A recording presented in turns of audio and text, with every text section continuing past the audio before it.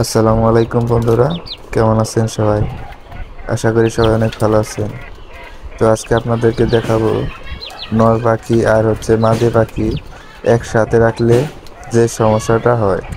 আপনারা দেখতেই পাচ্ছেন এখানে 6টা কোয়েল পাখি আছে, তার মধ্যে একটা নর পাখি মানে ছেলে কোয়েল পাখি। তো ছেলে কোয়েল পাখিটা কিভাবে মেয়ে কোয়েল পাখিগুলাকে ঠুকরাচ্ছে মাথার মধ্যে। এভাবে যদি ঠুকরাতে থাকে তাহলে তো মারা যাবে ভাই। তো কেন আমি এতদিন আলাদা রাখছি, তো আজকে আপনারা নিজেই দেখেন। এইভাবে যদি ঠুকরাতে থাকে তাহলে কিভাবে ওদেরকে একসাথে রাখবো। তো নর পাখিগুলা মাদি কোয়েল পাখিগুলাকে কেন ঠুকরায়? ওরা তো এতদিন ছোটবেলা থেকে একসাথেই ছিল, কিন্তু হঠাৎ করে বড় হওয়ার পর থেকে ঠুকরি শুরু করছে। কিন্তু কেন করতেছে ঠুকরি, এর সমাধান কি, এটা আজকে আপনাদেরকে বলার চেষ্টা করব। তো সম্পূর্ণ ভিডিওটি দেখার অনুরোধ রইল। চলুন বন্ধুরা, ভিডিওটি শুরু করা যাক। তো প্রথমে বলবো কেন ওরা ঠুকরি করে। আসলে অনেক সময় কিন্তু নর পাখিগুলা মাদি পাখিগুলাকেও ঠুকরায়, আবার মাদি পাখিগুলাও কিন্তু নর পাখিগুলাকে ঠুকরায়। এর কারণ একটাই, এদের শরীরে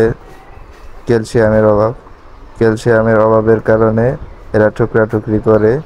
আবার অনেক সময় দেখা যায় যে খাবার থাকে না, পানি থাকে না, যার কারণে কিন্তু ঠুকরি করে।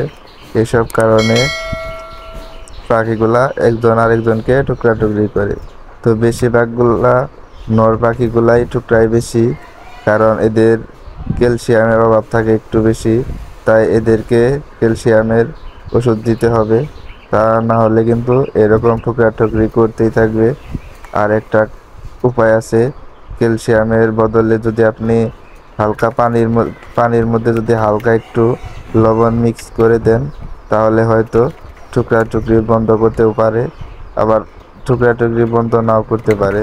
তার কারণ বেশি ভালো হবে যদি আপনি যদি ক্যালসিয়ামের ওষুধগুলো দেন, তাহলে কিন্তু টুকরি বন্ধ করতে পারে। তো মাথার মধ্যে ঠুকর দেওয়ার আরেকটা কারণ আছে।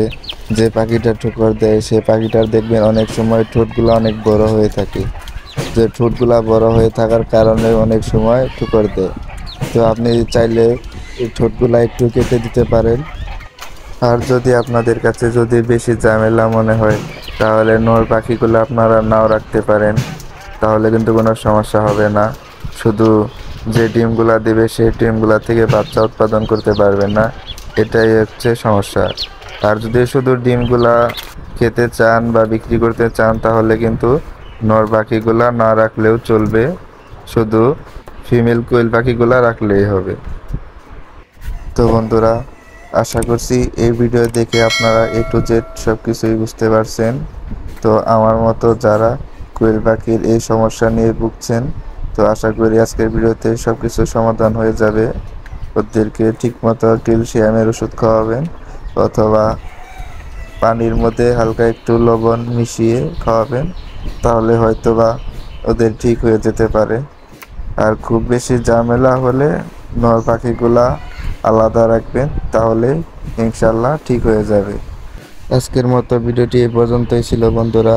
আশা করি সবার অনেক ভালো লেগেছে। যে ভালো লাগে তাহলে অবশ্যই লাইক এবং সাবস্ক্রাইব করে যাবেন।